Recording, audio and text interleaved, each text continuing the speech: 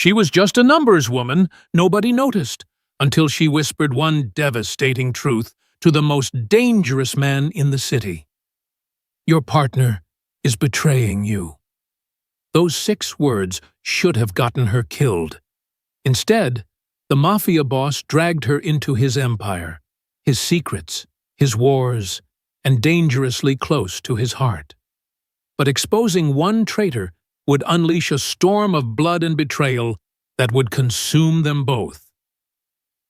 Before we dive into this dangerous world of secrets and seduction, hit that subscribe button and turn on notifications. You won't want to miss what happens when trust becomes the deadliest weapon of all. Now, let's meet our players in this deadly game.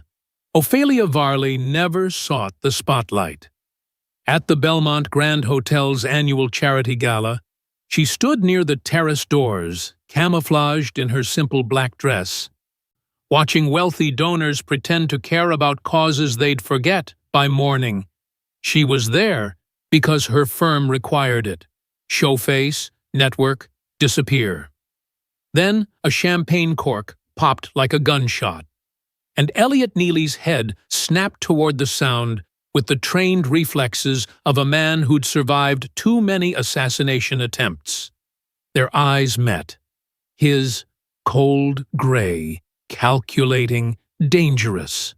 Hers wide with the realization that she'd just seen something she shouldn't have. The city's most powerful crime lord had revealed himself through pure instinct. But it wasn't fear that made Ophelia approach him. It was the financial report she'd glimpsed on her firm's server 3 days ago. A pattern of irregularities in the accounts of Neely Enterprises. Numbers that told a story of systematic theft. When she leaned close and whispered, "Your partner is betraying you," she sealed both their fates. Elliot pulled her into his world of shadow deals, blood oaths, and deadly loyalty. Her gift for reading financial deception made her indispensable. Her courage made her fascinating, and her innocence made her dangerously attractive. What began as coercion evolved into partnership. Partnership ignited into obsession, and obsession would spark a war that could burn both their worlds to ash. Because in Elliot's empire, trust is currency, and Ophelia just revealed someone's been counterfeiting it for years. The Belmont Grand Hotel glittered like a jewelry box designed to impress rather than charm. Crystal chandeliers cast prismatic light across marble floors, where the city's elite mingled in designer gowns and tailored tuxedos. Champagne flutes raised in toast to causes most would forget by sunrise. Ophelia Varley stood near the terrace doors, her simple black dress allowing her to blend into the shadows, exactly where she preferred to be. She'd attended because Henderson and Associates required all senior analysts to show face at major charity events. Network, smile, pretend accounting could be interesting to people who'd inherited their wealth. She checked her watch. Another 40 minutes and she could escape. Then the champagne cork popped. The sound cracked through the ambient conversation like a gunshot. And across the ballroom, a man's head snapped toward the noise with the coiled reflexes of someone who'd learned to calculate threat angles in milliseconds. Elliot Neely. Ophelia's breath caught. She'd seen his photograph in business journals, philanthropist and entrepreneur, the articles called him. But everyone knew what Elliot Neely really was, the city's most powerful crime lord, operating behind a fortress of legitimate businesses and political connections. Their eyes met across 30 feet of polished marble. His were cold gray, calculating, ringed with the kind of exhaustion that came from sleeping with one eye open. For 3 seconds, his mask had slipped. He'd revealed the instinct that had kept him alive in a profession where most men died young. And she'd witnessed it. His expression shifted, recognition that she'd seen something she shouldn't have. Interest flickered in those gray eyes, followed by something that made Ophelia's heart hammer against her ribs. Assessment. She should have looked away. Should have melted back into the crowd and forgotten this moment. But Ophelia had spent 3 days obsessing over an irregular financial report that had crossed her desk. Accounts belonging to Neely Enterprises, legitimate on the surface, but hiding patterns that screamed systematic theft.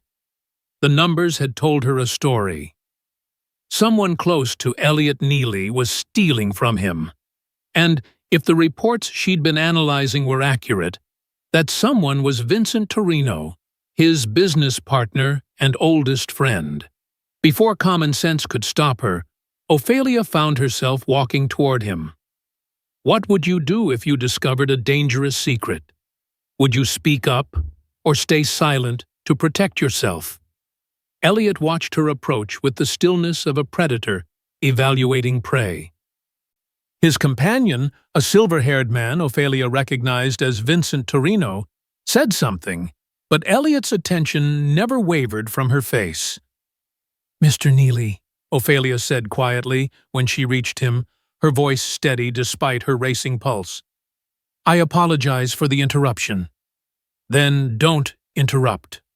His voice was smooth, educated, with an edge that could cut glass. She should have walked away. Instead, she leaned closer, pitching her voice for his ears alone. "Your partner is betraying you." The temperature dropped 10 degrees. Elliot's hand shot out, fingers wrapping around her wrist with controlled strength. Not painful, but absolutely inescapable. "Who are you?" "Someone who reads financial statements for a living." Ophelia met his gaze. "And Vincent Torino has been systematically embezzling from your accounts for at least 18 months. Vincent laughed, the sound easy and charming. "Elliot, I don't know what this young lady thinks she—" "Shut up." Elliot's words were soft, but Vincent's mouth clicked closed instantly. Those gray eyes bored into Ophelia's. "You have 30 seconds to convince me you're not insane, working for my enemies, or suicidal." "The offshore account in Grand Cayman, the one registered to Meridian Holdings, LLC." Ophelia's heart pounded, but her voice remained level. "It's been receiving wire transfers from 12 of your subsidiary companies. Small amounts, usually under $10,000, to avoid triggering federal reporting requirements. The pattern started 19 months ago. Total amount siphoned approximately $8.4 million. Elliot's expression didn't change, but his grip on her wrist tightened fractionally. "And you know this how?" "Henderson and Associates handles auditing for 3 of your supplier companies. I saw the transfer patterns in consolidated reports." She paused. "And I'm very good at seeing patterns no one else notices." "She's lying," Vincent interjected, his charm replaced by cold anger. "Elliot, you're not seriously—" "I said shut up!"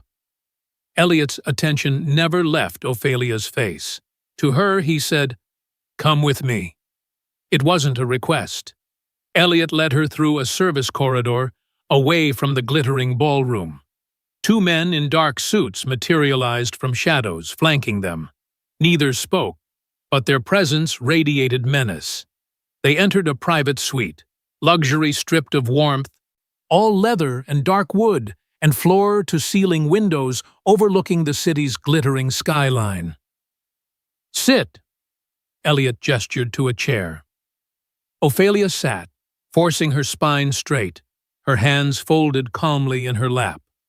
One of the suited men, massive, with a face like carved granite, positioned himself between her and the door. The other vanished, presumably to fetch Vincent. Elliot poured himself whiskey from a crystal decanter, the amber liquid catching the light. He didn't offer her one. "Your name?" "Ophelia Varley." "Your employer?" "Henderson and Associates, I'm a senior forensic accountant. Your relationship to Vincent Torino? None. I'd never heard of him until I started analyzing transaction patterns 3 days ago.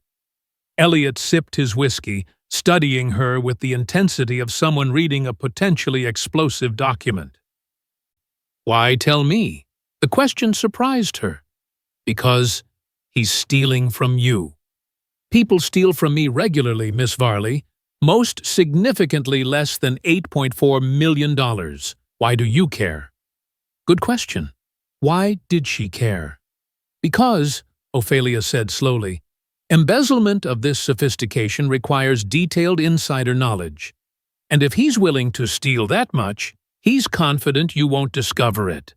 Which means he's either planning to disappear, she paused, or he's planning something worse. Elliot's eyes narrowed. Such as? I don't know. I'm an accountant, not a criminal strategist. Ophelia met his gaze. But numbers tell stories, Mr. Neely, and this story says someone very close to you is preparing for something big. Before Elliot could respond, the door opened. Vincent entered, his earlier charm replaced by barely controlled fury. The second bodyguard followed, closing the door with ominous finality. Elliot, whatever this woman told you, sit down, Vincent. The words were soft, deadly. Vincent sat. Elliot moved behind his desk, pulling out a laptop. His fingers flew across the keyboard with surprising speed. "There," he said to the granite-faced bodyguard. "Get me Julian Cross. Tell him I need complete banking records for Meridian Holdings, LOLC in Grand Cayman. 20 minutes. Boss," Vincent started. "I wasn't talking to you." Elliot's voice could have frozen the whiskey in his glass. He turned to Ophelia. "You're going to prove what you just told me. If you're right, you've potentially saved me millions and exposed a traitor." His smile held no warmth. "If you're wrong, or if this is some elaborate setup, you'll disappear so completely, your family will spend decades wondering what happened to you." Ophelia's mouth went dry, but she nodded. "I'll need access to your financial systems." You'll get it? The next 90 minutes were the most intense of Ophelia's life. Julian Cross, apparently a corrupt banking official on Elliot's payroll, provided the Grand Cayman records. Ophelia cross-referenced them with transaction data from Elliot's legitimate businesses, her fingers flying across the keyboard as she rebuilt the embezzlement trail. Vincent's denials grew weaker as the evidence mounted. Wire transfers, shell companies, falsified invoices, a sophisticated scheme that had been bleeding Elliot's empire dry while leaving almost no trace in individual accounts. "Jesus Christ," Sal muttered, reading over Ophelia's shoulder. "Vince? You stupid!" "Shut up, Sal." Elliot's voice was soft. He sat motionless behind his desk, gray eyes fixed on Vincent with the intensity of a judge pronouncing a death sentence. "How long?" Vincent's charm had evaporated entirely, replaced by cornered desperation. "Elliot, listen. How long?" 22 months, Vincent's voice cracked. There were debts, and I thought I could pay it back before you noticed. Who else knows? No one. I swear, no one. Who are you working with? Elliot stood, and despite his lean frame, he suddenly seemed to fill the entire room. Because $8.4 million doesn't disappear into personal debt, Vincent. That's war chest money. That's I'm planning to betray my oldest friend money. So I'll ask you one more time. Who are you working with? Vincent's face crumbled. The Marchettis. Dominic offered me a partnership if I could weaken your financial position before they moved against you. The room went dead silent. Ophelia had heard of the Marchetti family. the only crime organization powerful enough to challenge Elliot's control of the city. This wasn't just embezzlement. This was preparation for war. Can you imagine discovering your closest friend has been planning your destruction? What would you do?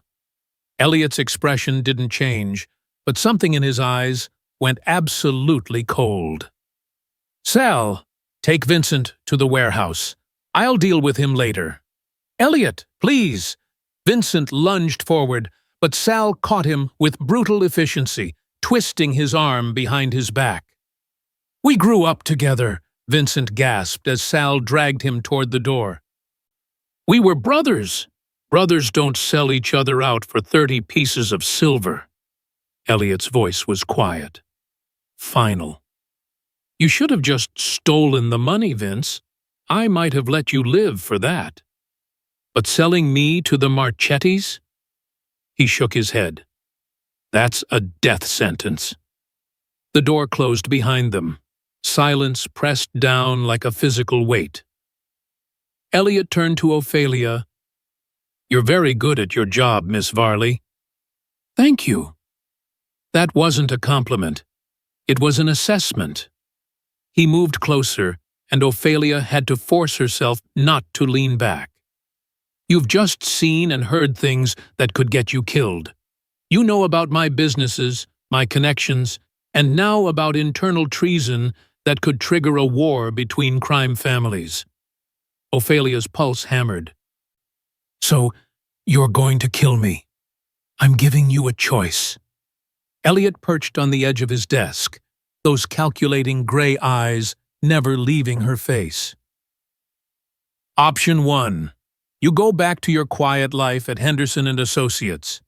You sign an NDA with teeth you never speak of tonight, and you hope the Marchettis don't learn you're the reason their spy got burned.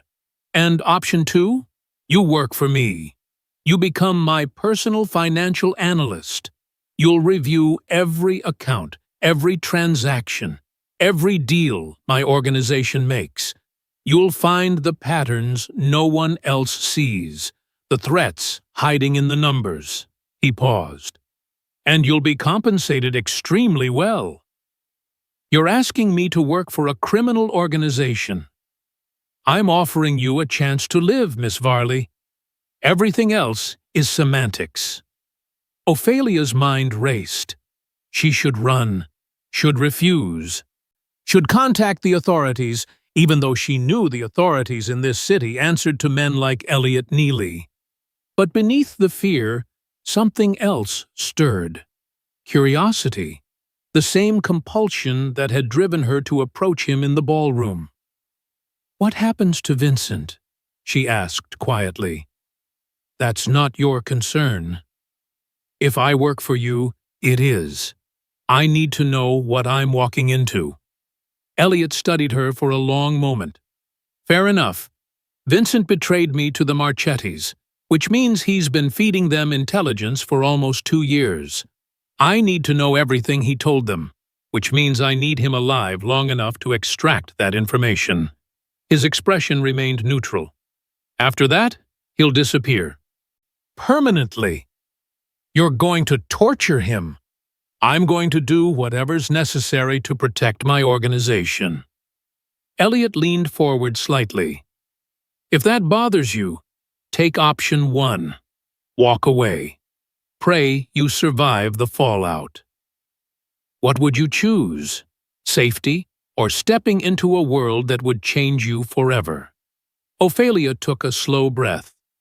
If I agree to option 2, I need guarantees. Elliot's eyebrows rose. You're in no position to negotiate. Wrong. I'm in an excellent position. She kept her voice steady. You just lost your business partner and discovered a rival family has been gathering intelligence for 2 years. You're about to enter a conflict that will require perfect financial management.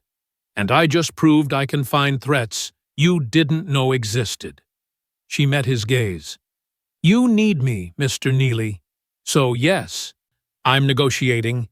A slow smile crossed Elliot's face. the first genuine expression she'd seen. "Go on." "First, I want my family protected. If the Marchettis come after me, they'll target my mother and sister."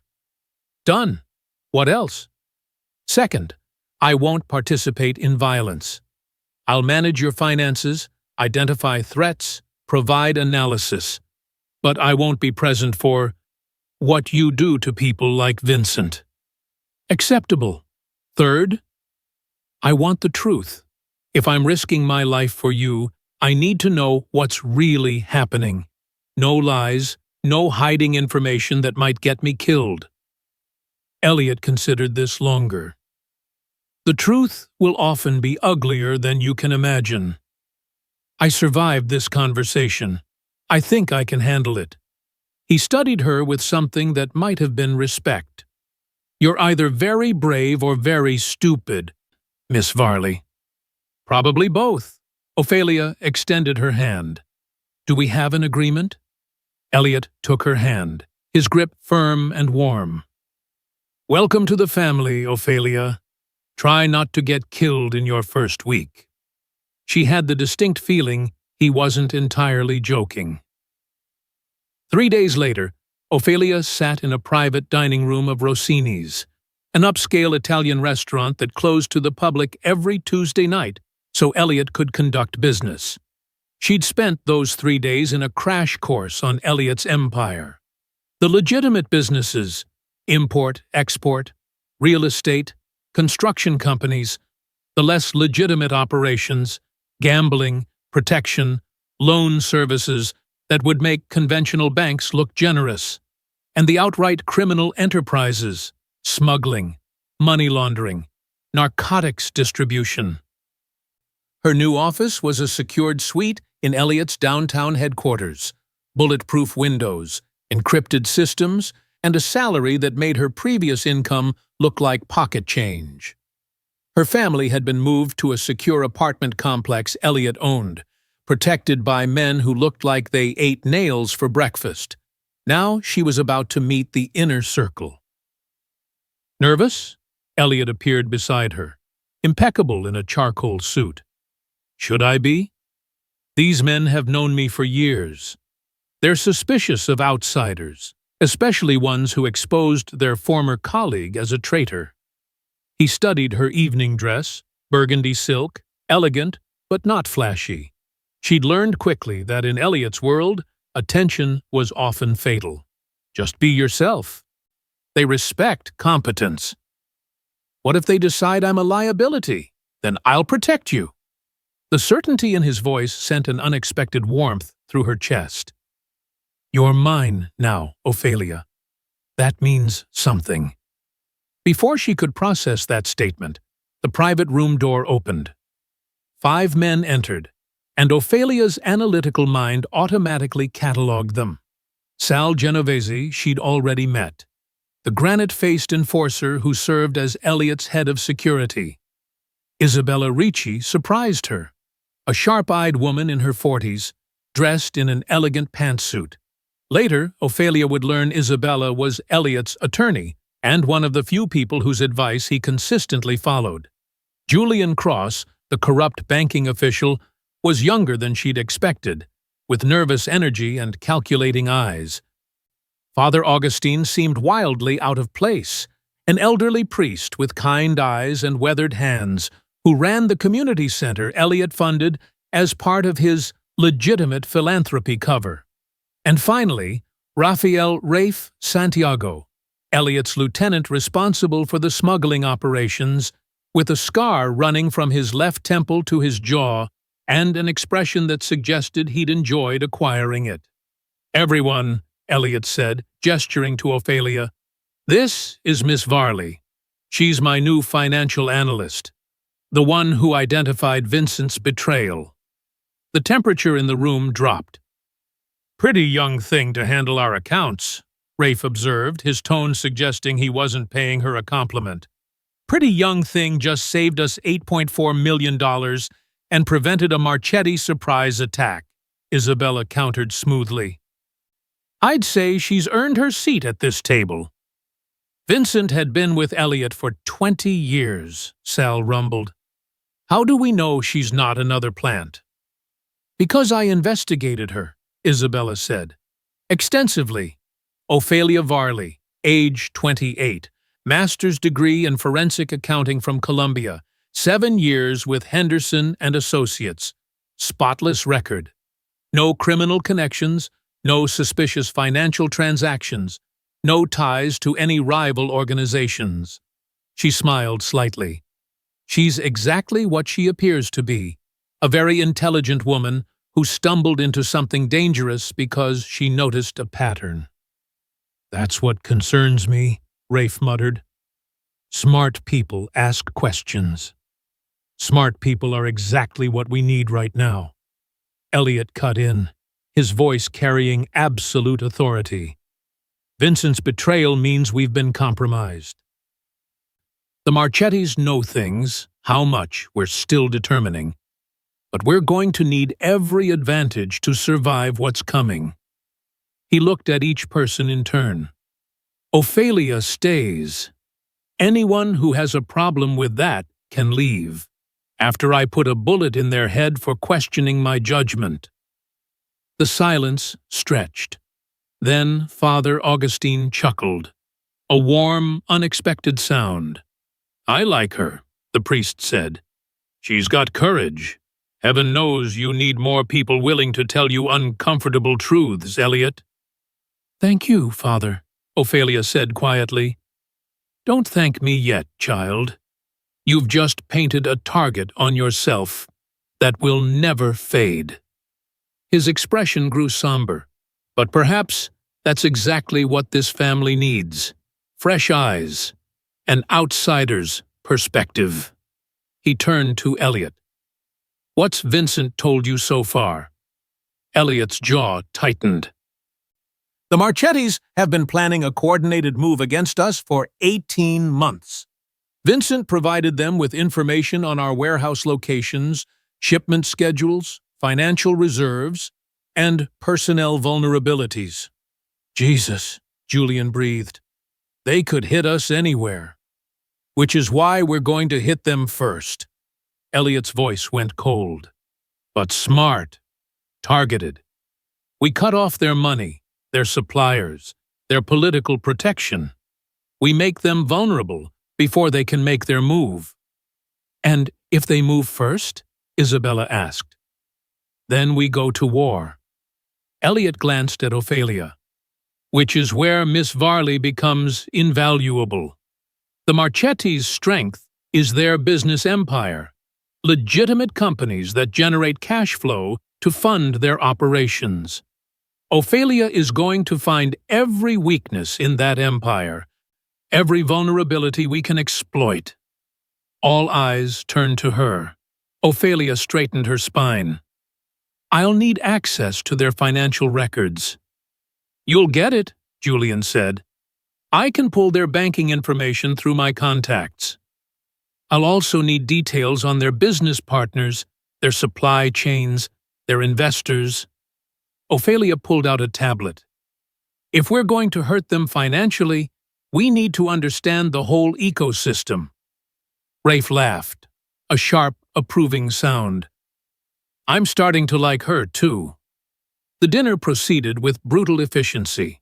They discussed operations, contingencies, and strategies with the practiced ease of people who'd survived countless wars.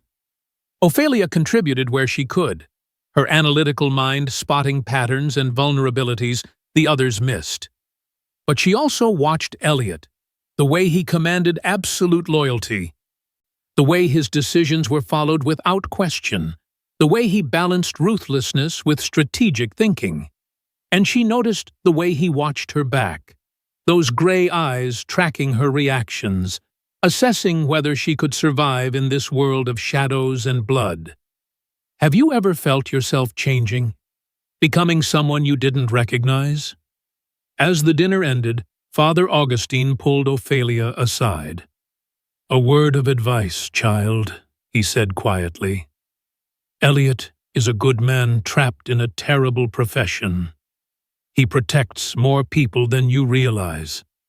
But don't confuse protection with safety. His eyes held hers. You're walking a very dangerous path. I know. Do you? He shook his head gently. Men like Elliot don't let people in because they're fragile. Once you're inside, you can never truly leave. And if you're not careful, he paused, you might find yourself becoming something you never intended to be. Before Ophelia could respond, Elliot appeared. Father, stop trying to scare my analyst. Just offering perspective. The priest smiled. Walk with God, Miss Varley. After everyone left, Elliot and Ophelia stood alone in the private room. The city sparkled through the windows, beautiful, ignorant of the war brewing beneath its civilized surface. They like you, Elliot observed. They tolerate me. There's a difference. In my world, tolerance is acceptance. He moved closer, and Ophelia caught the scent of expensive cologne and something else. Gunpowder? You did well tonight. I didn't do anything except sit quietly and take notes. You observed. You listened. You contributed where appropriate and stayed silent where necessary. His expression softened slightly. Those are rare skills, Ophelia. Don't undervalue them. The way he said her name, Ophelia, not Miss Varley, sent an unexpected shiver down her spine. What happens now? She asked. Now we prepare for war. Elliot's gray eyes held hers. And hope we're ready when it comes. Over the next 3 weeks, Ophelia descended deeper into Elliot's world. Her days became a blur of financial analysis, finding the patterns that revealed vulnerabilities in the Marchetti empire. She identified shell companies, traced money laundering operations, and exposed political allies who could be turned or eliminated. Her nights became something else entirely.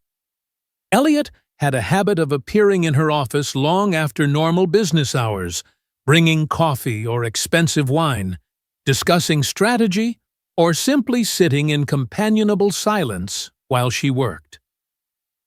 These conversations revealed depths she hadn't expected: his intelligence, his strategic thinking, the crushing weight of responsibility he carried.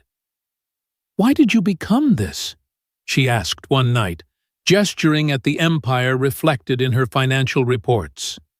Elliot was quiet for so long she thought he wouldn't answer. Then, survival. My father worked for the Marchetti family, low level, expendable. When I was 16, he skimmed from the wrong account. They made an example of him. His expression remained neutral, but his eyes darkened. I watched Dominic Marchetti put a bullet in my father's head. Then he looked at me and said, "You can die with him, or you can work off his debt." Ophelia's breath caught. I chose to live, and I promised myself that one day I'd be powerful enough that no one could ever do that to me again. He met her gaze. So, yes, I'm a criminal. I've done terrible things, but everyone under my protection gets something the Marchettis never gave my father: respect, fair compensation, and a guarantee that I'll go to war for them if necessary. That's why they're so loyal, Ophelia breathed. Loyalty is currency, Ophelia. The only currency that matters when bullets start flying. The intimacy of these moments both thrilled and terrified her. She was falling, not for the crime lord, but for the man beneath the reputation. The one who funded Father Augustine's community center, who'd personally paid for Sal's daughter's cancer treatment, who treated even his lowest soldiers with more respect than most billionaires showed their own families.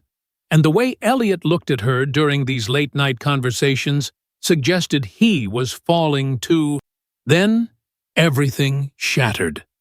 Father Augustine appeared at Elliot's headquarters, 3 weeks into Ophelia's employment, his face ashen. "We need to talk," the priest said. Privately. They gathered in Elliot's office. Elliot, Ophelia, Sal, Isabella, Rafe, and Father Augustine. The priest's hands trembled as he pulled out a burner phone. "This was left in my church's donation box this morning." He pressed play on a voice recording. Vincent Torino's voice filled the room, hoarse and broken from days of interrogation, but still defiant. "Elliot, if you're hearing this, I'm already dead. But you need to know, the embezzlement was just the opening move. The Marchettis have someone else close to you, someone you trust. They're going to frame you for something you can't survive. And when they move, they're coming for everyone you love." The recording ended. Silence crashed down like a physical weight. "When was this recorded?" Elliot's voice was dangerously calm. 2 days ago," Father Augustine said quietly. "Before Vincent. Before he stopped talking." Ophelia's mind raced. Another traitor. Someone in Elliot's inner circle. "It's a lie," Sal growled. "Vincent trying to sow paranoia from beyond the grave." "No," Isabella's voice cut through the tension. "He's telling the truth. I've been reviewing our operational security, and there have been irregularities, information leaking that shouldn't have. Small things, but consistent." "Who?" Rafe's hand drifted toward his concealed weapon. "Who's the rat?" "I don't know yet," Isabella admitted. "But Vincent's right about one thing. The Marchettis are planning something catastrophic. And we're running out of time to stop it." Elliot's gray eyes found Ophelia. "Can you find them? The same way you found Vincent?" "Financial betrayal leaves patterns. This," she gestured helplessly, "this is operational intelligence. I'm an accountant, not a spy." "You see things others miss," Elliot insisted. "That's not just about numbers, Ophelia. It's about patterns, inconsistencies, behaviors that don't fit. If there's another traitor, they'll have made mistakes. You just need to look." The weight of his trust and expectation nearly crushed her. "I'll try," she whispered. Over the next week, Ophelia analyzed everything: personnel records, operational reports, financial transactions, communication logs. She looked for patterns: who had access to which information when leaks occurred, who benefited from compromised operations, whose behavior deviated from established norms, and slowly, horribly, a picture emerged. She found Elliot in his private office, the city sprawling beneath his windows like a kingdom he couldn't quite control. He looked exhausted, the weight of impending war etched into every line of his face. "I found him," Ophelia said quietly. Elliot went absolutely still. "Who?" "Julian Cross." The name tasted like ash. "He's been providing the Marchettis with real-time banking information, insider knowledge on political moves, and advance warning whenever we investigate their operations." "Julian?" Elliot's voice was barely audible. "He's been with me for 6 years." "I'm sorry." Ophelia pulled up her evidence: transfers to offshore accounts, encrypted communication logs Julian thought were secure, meeting records that placed him with known Marchetti intermediaries. "The pattern is unmistakable." Elliot stared at the data, his expression cycling through disbelief, rage, and something that looked like grief. "2 traitors, 2 of my closest people." His hands clenched into fists. "What else did Vincent say?" "They're going to frame you for something you can't survive." Ophelia's blood went cold. "Elliot!" The door burst open. Sal crashed through, his face pale. "Boss, we've got a problem. Rico Marchetti was just found dead in his apartment. Single gunshot to the head. Execution style." "So?" Rafe appeared behind Sal. "One less Marchetti is good news." "The murder weapon was left at the scene," Sal continued grimly. "A Sig Sauer P226. Serial number traces back to one of our weapons shipments from 3 months ago." The room went dead silent. "They're framing me," Elliot breathed, "for killing Dominic Marchetti's nephew." "It gets worse," Sal said. "There's security footage. Someone wearing a mask, but same height, same build as you, boss, entering Rico's building last night." "How do you prove innocence when every piece of evidence points to your guilt?" Isabella was already on her phone, calling contacts, gathering information. Rafe began coordinating security protocols, but Ophelia could see the calculation in Elliot's eyes, the understanding that this was exactly what Vincent had warned about. "Dominic Marchetti will demand blood," Elliot said flatly. "His nephew was reckless, but family is family. He'll come for me with everything he has." "Then we move first," Rafe insisted. "Hit them before they can organize." "No," Father Augustine's voice cut through the chaos. He'd appeared in the doorway, his weathered face drawn. "Elliot, if you strike first, you'll start a war that will burn this city to the ground. Innocents will die. Families will be destroyed. And if I do nothing, the Marchettis will destroy me and everyone loyal to me," Elliot countered. "Then prove your innocence," the priest said quietly. "Find Julian Cross. Make him confess to being part of the frame job. Present evidence to Dominic." "Dominic won't care about evidence," Rafe exploded. "He wants revenge, and we've just been handed to him on a silver platter."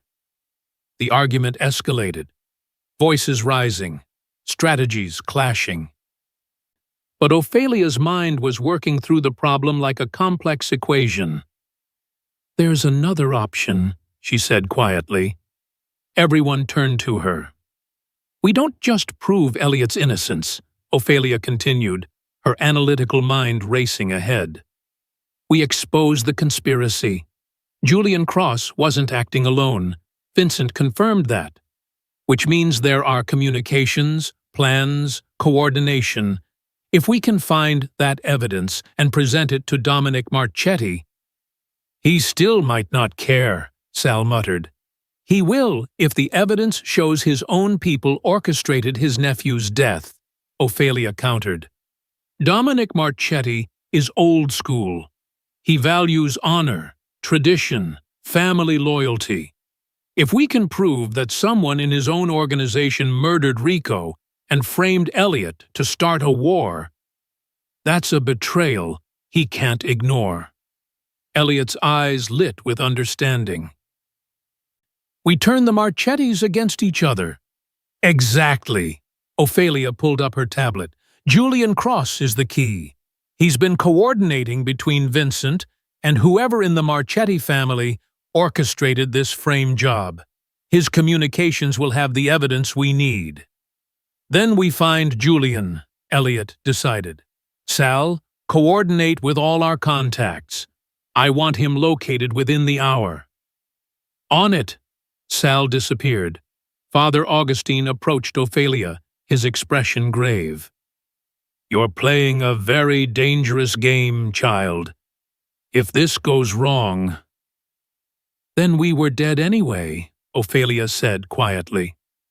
"At least this way, we have a chance." The priest studied her for a long moment. "You've changed since that charity gala." "I've adapted. Survival through adaptation." He smiled sadly. "That's what Elliot's world does to good people. It doesn't corrupt them all at once, it just makes them pragmatic, one decision at a time. until they wake up one morning and don't recognize themselves.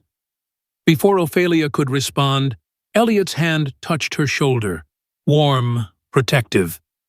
"She's still herself, Father, just stronger." "Let's hope so," the priest murmured. They found Julian 3 hours later, hiding in a safe house outside the city. He cracked faster than Vincent had, no loyalty, just naked self-preservation. He confirmed everything: the conspiracy, the frame job, and the name of his contact within the Marchetti organization. Thomas Brennan, Dominic Marchetti's own nephew and advisor, Rico's cousin. The revelation hit like a bomb. Thomas had orchestrated his own cousin's murder to frame Elliot and trigger a war, presumably planning to seize power in the chaos that followed. "We have him," Isabella breathed, reviewing Julian's confession. "This is enough to prove Elliot's innocence and expose the real conspiracy." "Then we present it to Dominic," Elliot decided, "tomorrow, before Thomas can make his next move." But as they prepared to leave, Rafe's phone rang. His expression went white as he listened. "Father Augustine," he said hoarsely. "He's been shot. Someone ambushed him outside his church." The hospital's fluorescent lights were harsh, clinical, stripping away any pretense of hope. Father Augustine lay in the ICU, connected to machines that beeped rhythms of fragile life. 2 bullets had torn through his chest. Professional work, meant to kill quickly. But the old priest was stubborn. Elliot sat beside the bed, holding the priest's weathered hand with uncharacteristic gentleness. Ophelia stood nearby, her heart breaking at the sight of this hard man showing vulnerability. "Elliot," Father Augustine whispered, his voice barely audible. "Knew this would happen eventually." "Save your strength," Elliot commanded, but his voice cracked. "You're going to be fine." The priest managed a weak smile. "We both know that's not true." His eyes found Ophelia. "Miss Varley, come here." She moved closer, taking his other hand. "You've done remarkable work," the priest said, "exposing the conspiracy, but—" He coughed, and blood flecked his lips. "There's more. I found something before they shot me." "What?" Elliot leaned forward. "Thomas Brennan isn't working alone. He has someone inside your inner circle, someone who's been feeding him information about tonight, about your plan." To approach Dominic, the priest's grip tightened desperately. "Be careful who you trust. The betrayal goes deeper than you know." "Who?" Ophelia demanded. "Father, who's the traitor?" But the machines were screaming now, doctors and nurses rushing in. Elliot and Ophelia were pushed aside as the medical team fought to save the old priest's life. They failed. Father Augustine died at 11:47 p.m., taking the identity of the final traitor with him. Elliot stood in the hallway afterward, his face a mask of stone. But Ophelia could see the grief beneath. The loss of one of the few people who'd known him before he became this. "I'm going to find who did this," Elliot said quietly, "and I'm going to make them beg for death." "We will," Ophelia corrected gently. "Together." His gray eyes met hers, and in that moment, the careful distance they'd maintained shattered. Elliot pulled her into his arms, and Ophelia held him while he grieved. Not the crime lord, but the man beneath, who'd just lost someone who mattered. When they finally separated, Elliot's expression had hardened into something dangerous. "Father Augustine said there's another traitor in my inner circle. Someone who told Thomas we were planning to approach Dominic." His jaw clenched. "That means it's someone who was at the meeting tonight. Sal, Isabella, or Rafe. Or someone who had access to our plans, Ophelia countered. There could be surveillance we missed, communications we didn't know were compromised. No, Elliot's voice was absolute. Father Augustine was careful. If he said, "There's a traitor among my closest people," he was certain. The implications were devastating. 3 people Elliot had trusted with his life. 3 people who had been with him through countless wars. One of them was a betrayer. How do we find out which one? Ophelia asked. We test them. Elliot's expression turned calculating. Tomorrow's meeting with Dominic Marchetti. We give each person a slightly different detail about the location and timing. Whichever version Thomas responds to will tell us who the traitor is. That's brilliant, Ophelia breathed. A controlled variable. That's survival. He looked at her. But it's also dangerous. Once we identify the traitor, things will happen very quickly and very violently. I need you somewhere safe. Absolutely not. Ophelia's voice hardened. I'm part of this now, for better or worse. If you're walking into danger, I'm going with you. Ophelia? No. She stepped closer. You've protected me, respected me, trusted me. Now let me do the same for you. We're stronger together, Elliot. You know that. For a long moment, they stood in the harsh hospital hallway. 2 people from completely different worlds who'd somehow found themselves bound together by necessity, respect, and something neither was quite ready to name. When this is over, Elliot said quietly, when the war is finished and the betrayers are dealt with, I'm going to take you somewhere far from this city. Somewhere beautiful and clean where we can pretend to be normal people for a little while. Is that a promise or a fantasy? Ophelia asked. Both. His hand cupped her face with surprising gentleness. But mostly a promise. Then he kissed her. It wasn't gentle or tentative. It was desperate, claiming, a release of weeks of building tension. Ophelia kissed him back with equal intensity, her fingers tangling in his hair, her body pressed against his in the empty corridor. When they finally broke apart, both breathing hard, Elliot's expression had shifted into something raw. This complicates everything, he murmured. I know. You're my greatest weakness now. Then we'd better make sure we win. Ophelia smiled, not her careful analyst smile, but something fierce, because I'm not losing you. The next morning, Elliot executed his plan with precision. He met separately with Sal, Isabella, and Rafe, giving each one slightly different details about the meeting with Dominic Marchetti. To Sal, we're meeting at the old warehouse district, Pier 12, 3 p.m. To Isabella, the meeting is at Rossini's restaurant, private room, 4 p.m. To Rafe, Dominic agreed to meet at neutral ground, the cathedral downtown, 2 p.m. Then they waited, monitoring communications, tracking movements, watching for any sign that Thomas Brennan had been tipped off. The response came at 1:47 p.m.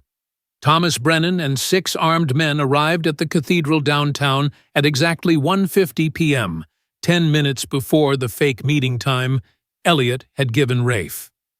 Jesus, Isabella breathed, watching the surveillance footage from a monitor in Elliot's office. It's Rafe. Elliot's face could have been carved from stone. How long? Unknown, Ophelia said, pulling up financial records she'd been quietly investigating. But I'm seeing irregular payments to offshore accounts dating back almost 3 years, small amounts, but consistent.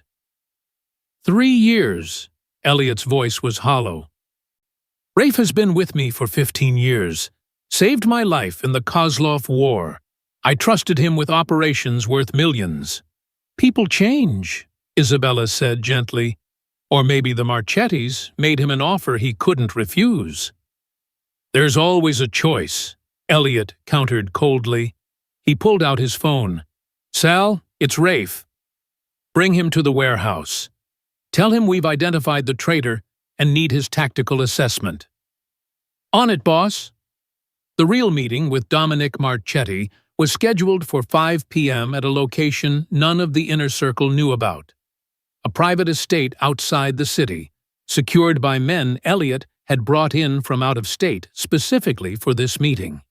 But first, they had to deal with Rafe. The warehouse was exactly as brutal as Ophelia had imagined from Elliot's descriptions. Concrete floors stained with things she didn't want to think about. Harsh lighting and an atmosphere of violence waiting to happen. Rafe arrived 20 minutes later, Sal at his side. The moment he saw Elliot's expression, his hand moved toward his weapon. Sal's gun was faster, pressed against Rafe's temple. Don't. Rafe, Elliot said quietly, Father Augustine died telling me there was another traitor. Someone who'd informed Thomas Brennan about our plans. Rafe's face cycled through shock, denial, then cold acceptance. You tested us. I did, and you failed. Elliot stepped closer. Whim. For a moment, Rafe said nothing. Then, surprisingly, he laughed, bitter and harsh. Why, because loyalty doesn't pay medical bills, Elliot. My sister needed cancer treatment. Experimental, expensive, not covered by insurance. I asked you for help, remember? Elliot's expression flickered. I gave you a loan. A loan I could never repay. Not on what you pay me, not with interest mounting. The Marchettis offered to clear it, completely, if I provided information. Small things at first. Schedules, shipment details, nothing that would get anyone killed. Rafe's voice turned bitter. Then they wanted more, and more. And by the time I realized I was in too deep, they owned me. You could have come to me, Elliot said. I would have forgiven the debt. Would you? Rafe met his gaze. Or would you have seen weakness? Would you have questioned every decision I made, wondering if I was compromised? Elliot had no answer. Father Augustine, Ophelia said quietly. Did you know Thomas would target him? Rafe's expression crumbled. No, I swear I didn't know. Thomas said he just wanted to delay your meeting with Dominic, give himself time to consolidate power. When I heard Augustine was shot, he swallowed hard. I never wanted the father hurt. He was a good man. He was, Elliot agreed, which is why his death is going to haunt you for however long you have left. Rafe straightened, accepting his fate. Make it quick, Elliot. That's all I ask. But Ophelia stepped forward. Wait. Everyone turned to her. We need him, she said urgently. Rafe has been communicating with Thomas Brennan. He knows their plans, their security, their next moves. If we're going to present evidence to Dominic and survive whatever Thomas has planned, we need every advantage. She's right, Isabella agreed. Rafe's betrayal bought him death, but the timing can be strategic. Elliot studied Rafe with cold calculation. You help us survive the meeting with Dominic. You tell us everything Thomas planned. You help us expose the conspiracy. His voice went absolutely cold, and then, I'll give you a quick death instead of a slow one. Deal, Rafe said immediately. Over the next hour, Rafe laid out everything. Thomas's plan to ambush the meeting, his intention to kill both Dominic and Elliot, to seize control of both organizations, the weapons and men he had positioned around the city. It was a comprehensive betrayal that went far beyond simple information sharing. Thomas Brennan was planning a coup that would bathe the city in blood. He's insane, Isabella breathed. Even if he succeeds, the other families will never accept him. He doesn't care, Rafe explained. Thomas believes chaos is opportunity. He'll burn everything down and build his own empire from the ashes. Not if we stop him first, Elliot decided. Isabella, contact Dominic's people. Tell them we have critical information about a conspiracy against him. Information that requires an immediate meeting. Sal, coordinate security with the out-of-state teams. I want the meeting location locked down tighter than Fort Knox. What about me? Rafe asked. You're coming with us, Elliot said flatly. Your testimony will be part of the evidence we present to Dominic. After that, he didn't finish the sentence. He didn't need to. The meeting location was a private estate that had once belonged to a neutral family mediator, someone both the Neelys and Marchettis respected. The grounds were extensive, the main house elegant but defensible, surrounded by open lawns that made ambush difficult. Dominic Marchetti arrived at exactly 5 p.m., flanked by 6 guards. He was in his 70s, gray-haired and dignified, with eyes that had seen everything and forgiven nothing. Elliot, he said coldly, you requested this meeting. It had better be worth my time. Your nephew Rico is dead, Elliot said bluntly. And I didn't kill him. The evidence says otherwise. The evidence was fabricated by your other nephew, Thomas Brennan. Elliot gestured to Isabella, who laid out the documentation, Julian Cross's confession, communication records, financial trails, all leading to Thomas. Dominic's expression darkened as he reviewed the evidence. Thomas orchestrated Rico's murder to frame me and trigger a war between our families, Elliot continued. His plan was to kill us both during negotiations and seize control of both organizations in the chaos. That's a serious accusation, Dominic said quietly, but his eyes had gone cold, not with disbelief, but with a grandfather's fury at family betrayal. I have a witness who can confirm the conspiracy. Elliot gestured, and Sal brought Rafe forward. Rafe testified, haltingly but completely. He laid out every detail of Thomas's plan, including the intended ambush of this very meeting. Could you testify to your own betrayal, knowing it meant your death? When Rafe finished, Dominic sat in silence for a long moment. Then, where is Thomas now? Unknown, Isabella admitted. We suspect he's waiting for news about whether his ambush succeeded. Then we give him news, Dominic said, his voice like winter. We tell him I'm dead. Elliot is dead. The war he wanted has begun. And when he comes to claim his prize, we take him, Elliot finished. For the first time, Dominic smiled, not with warmth, but with the satisfaction of a predator spotting prey. My organization has been compromised by my own blood, Dominic said. That requires correction. But you, Elliot Neely, have shown me respect. You brought evidence instead of starting a war. You protected innocence from Thomas's ambitions. He extended his hand. You have earned a truce, temporary, until this matter is resolved. Elliot shook his hand, agreed. As they began planning the trap for Thomas, Ophelia felt the tension in her chest ease slightly. They'd done it, proven Elliot's innocence, exposed the conspiracy, avoided a catastrophic war. But Father Augustine's words echoed in her mind. Be careful who you trust. The betrayal goes deeper than you know. The priest had died trying to warn them about Rafe. But what if there was more? What if... The window exploded inward. Gunfire erupted from 3 directions simultaneously, a coordinated assault with military precision. Dominic's guards went down first, caught by surprise. Sal tackled Elliot behind a heavy mahogany desk. Isabella dove for cover. Ophelia hit the ground as bullets tore through the room, her mind screaming that this wasn't possible. Security had been airtight. Only Elliot's most trusted people knew this location, which meant, "We've got a breach!" Sal roared into his radio. "All units, the estate is under attack. Repeat, the estate is under attack." More windows shattered. Armed men in tactical gear poured through. At least 20. Professional. Coordinated.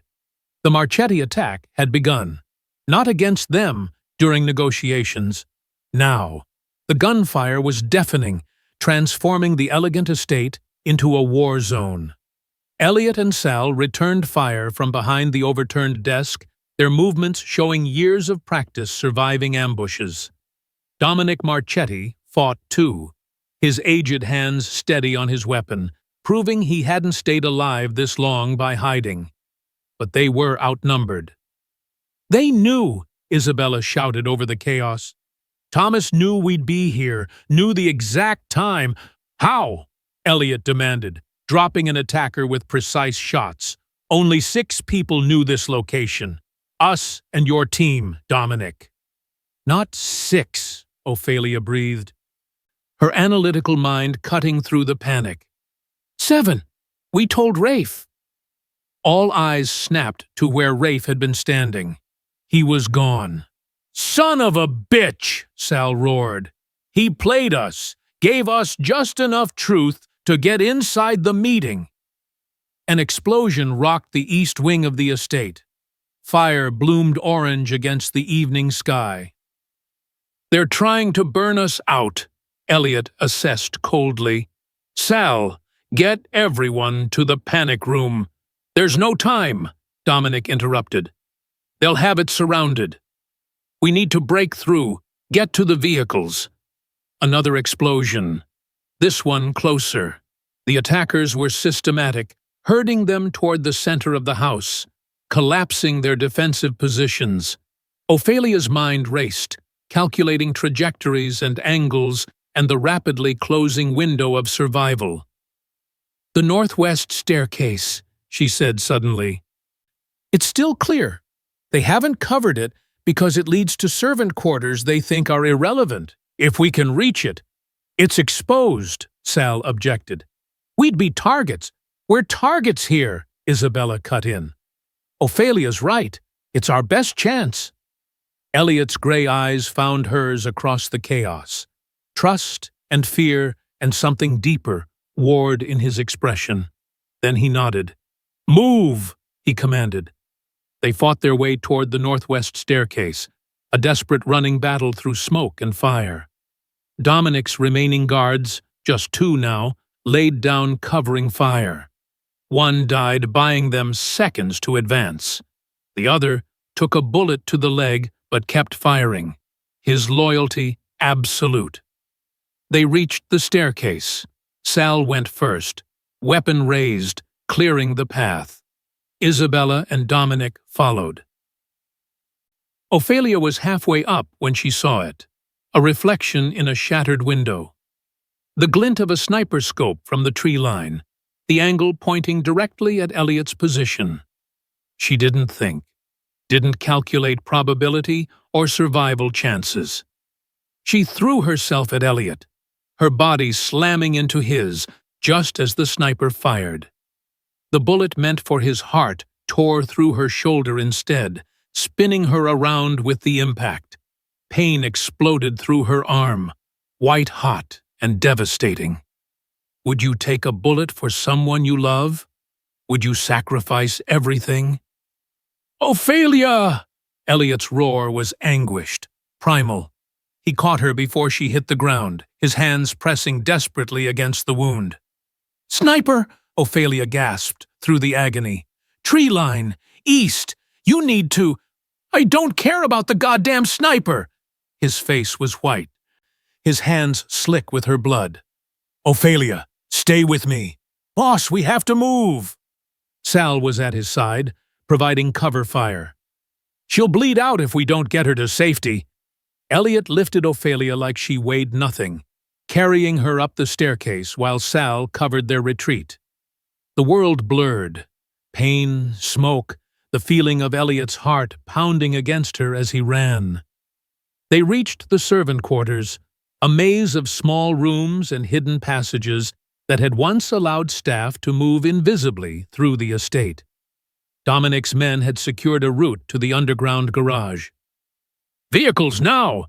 Dominic commanded, his voice carrying absolute authority despite their desperate situation.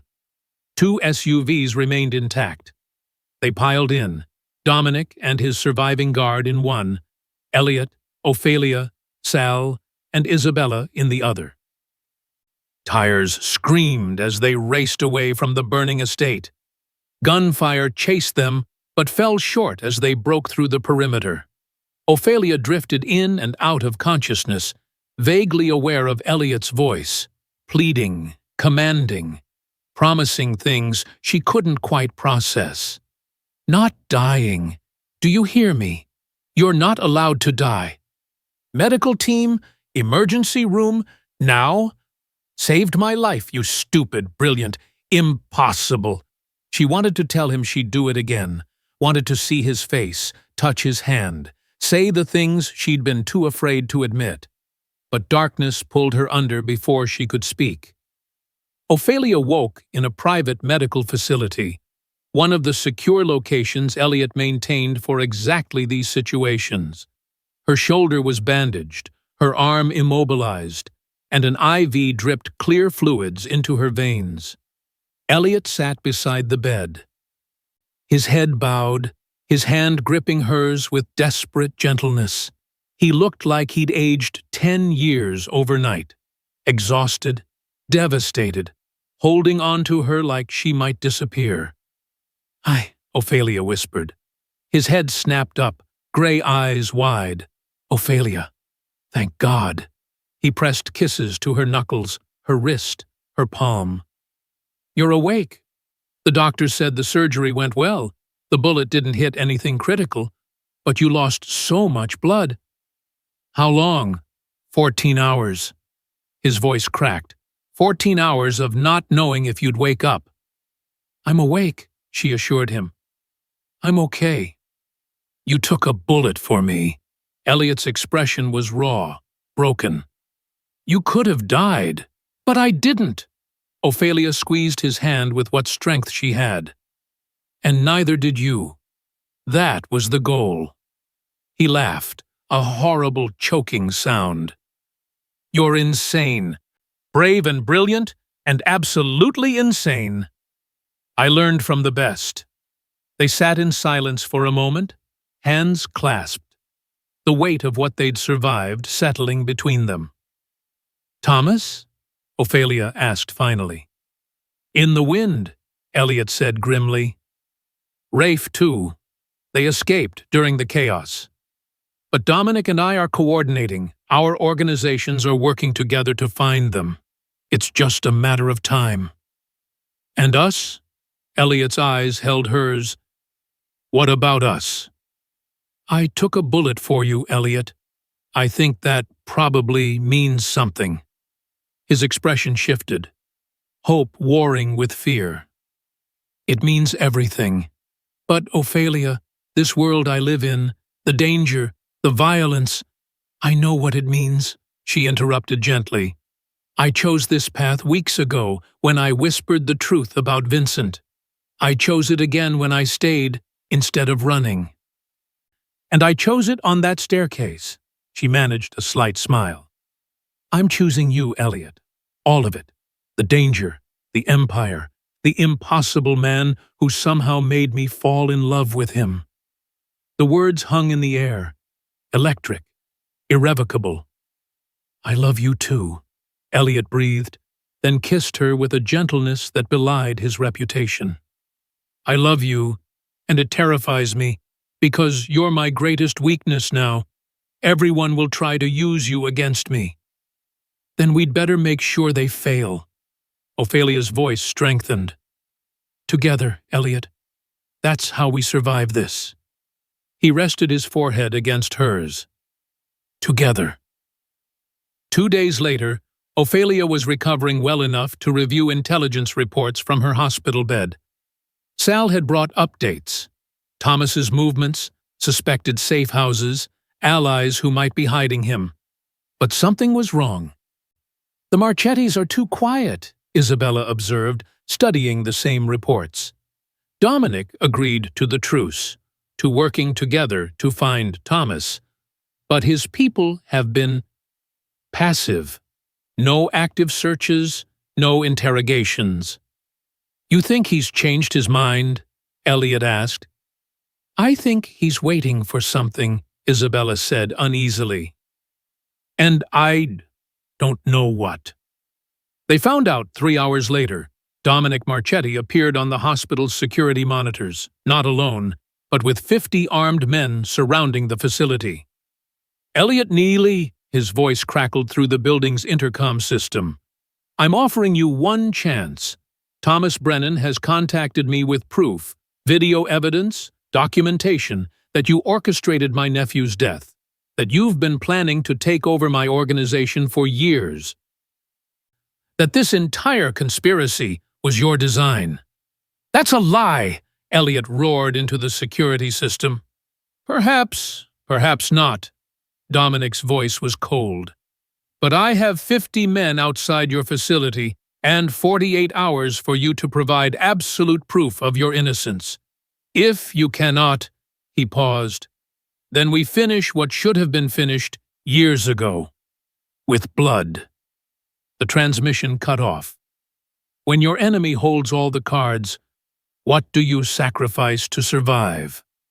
Silence crashed down like a physical weight. "He's bluffing," Sal insisted. "We have evidence." "Evidence Thomas has apparently contradicted," Isabella cut in. "And Dominic doesn't know us well enough to judge who's lying. He'll default to family loyalty, to believing Thomas over Elliot." "Then we find Thomas in the next 48 hours, Elliot said flatly. "We make him confess. We present the truth to Dominic." "We've been trying to find Thomas for days," Isabella exploded. "He's gone to ground, probably left the city." "There's another option," Ophelia said quietly. Everyone turned to her. She met Elliot's eyes, her heart breaking at what she was about to propose. "I surrender myself as collateral." "Absolutely not," Elliot said immediately. "Listen to me. Dominic gave you 48 hours to prove innocence. If I voluntarily turn myself over to him as a gesture of good faith, as proof you're serious about finding the truth, it buys us time. It shows you're willing to risk something precious to prove your innocence." "You're not an object to be bargained with," Elliot's voice rose. "No, I'm a person making a choice." Ophelia's voice remained steady. "I'm the visible proof that you're not planning to attack him. If I'm in his custody, you won't risk a raid. It gives both sides breathing room to find Thomas without escalating to all-out war." "She's right," Isabella said reluctantly. "From a strategic standpoint—" "I don't give a damn about strategic standpoints," Elliot exploded. "She's still recovering from taking a bullet for me. I'm not sending her into Marchetti custody." "You're not sending me anywhere," Ophelia interrupted firmly. "I'm volunteering. There's a difference." Their eyes locked. Two intelligent, stubborn people who'd found each other in impossible circumstances. "I can't lose you," Elliot said hoarsely. "Not now. Not after." "You won't." Ophelia reached for his hand. "Because you're going to find Thomas, prove the truth, and get me back. That's the plan." "That's what we're doing." "And if something goes wrong, then you burn the Marchetti empire to the ground." Her smile was fierce. "But it won't come to that, because you're Elliot Neely, and you don't lose." 4 hours later, Ophelia stood outside the hospital, facing Dominic Marchetti across 20 feet of asphalt. Behind her, Elliot stood with Sal and Isabella, his expression murderous but controlled. He'd tried everything to talk her out of this, offered alternatives, demanded they find another way. But Ophelia had been immovable. "Miss Varley," Dominic said, studying her with shrewd eyes, "you're volunteering to be my guest?" "I'm offering myself as proof of Elliot Neely's sincerity," Ophelia replied, keeping her voice steady despite her racing heart. "He's telling the truth about Thomas's conspiracy. All we ask is time to prove it." "And if we can't?" Dominic's question was direct. "Then you keep me, and Elliot accepts whatever judgment you deem appropriate." She paused. "But it won't come to that. Because Thomas Brennan murdered your nephew, framed a good man, and is planning to destroy everything both your families built. And the truth will prove it." Dominic studied her for a long moment. Then, surprisingly, he smiled, not warmly, but with something like respect. "You have courage, Miss Varley, and loyalty, both rare qualities." He gestured to his men. "Very well. You'll be treated as a guest, not a prisoner. You have my word." "Thank you." As Dominic's men moved to escort her, Ophelia turned back to Elliot.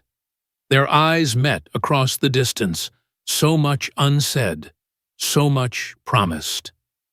48 hours, Elliot called, his voice carrying absolute certainty. "I'm coming for you, Ophelia. Nothing will stop me." "I know," she said softly. "I love you. I love you too." Then she walked forward, into enemy custody, to save the man who'd become her entire world. Behind her, Elliot stood motionless, watching until she disappeared into the armored vehicle. His expression was carved from stone, but his eyes burned with promise. Thomas Brennan had 48 hours of freedom left. Then hell itself was coming for him. Will Elliot find Thomas in time? Can Ophelia survive 48 hours in Marchetti custody?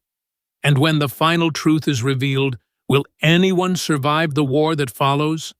Hit that subscribe button and turn on notifications so you don't miss the explosive conclusion to this dangerous love story.